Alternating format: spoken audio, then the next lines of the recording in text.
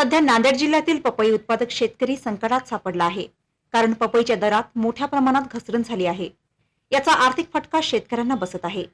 व्यापाऱ्यांकडून योग्य दर मिळत नसल्यामुळे शेतकरी प्रत्यक्ष किरकोळ बाजारात येऊन पपईची 100 रुपयाच्या 4 रुपये किलो प्रमाणे विक्री करत आहे।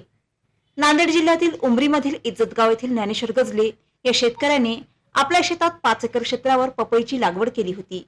पपईला फळही चांगला लागला होता, त्यामुळे शेतकऱ्याला चांगला फायदा होईल अशी अपेक्षा होती।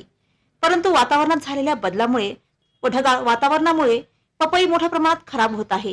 त्यामुळे व्यापारी कमी दरात पपईची खरेदी करत आहे। त्यामुळे लाखो रुपये खर्च करून घेतलेल्या पपईला कवडीमोल भाव मिळत असल्याने येथील शेतकऱ्यांनी स्वतःचा माल बाजारात आणून किरकोळ दराने विक्री सुरू केली आहे। नांदेड जिल्ह्यामध्ये पपई उत्पादक शेतकरी यंदा आर्थिक संकटात सापडलेला आहे। व्यापाऱ्याकडून पपईला 8 ते 9 रुपये किलोने मागणी होत असल्यामुळे आज शेतकऱ्यांना प्रत्यक्ष बाजारामध्ये माल घेऊन विक्री करावी लागत आहे। परंतु इथं सुद्धा शेतकऱ्याकडून अक्षरशः 100 रुपयाला 3 किलो प्रमाणे 4 किलो प्रमाणे पपई विकायला लागत आहे।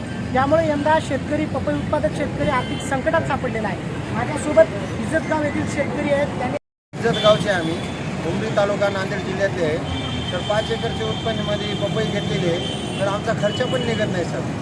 आज पपईला मार्केटमध्ये तर कोणी विचारत पण नाही आणि एक तर आमच्या जागेवर व्यापारी मागते 7 रुपये 8 रुपये किलो, तर आमचा खर्च 2.5 लाखाच्या आसपास झालेला आहे। तरी पण तेवढं पण उत्पन्न निघत नाही।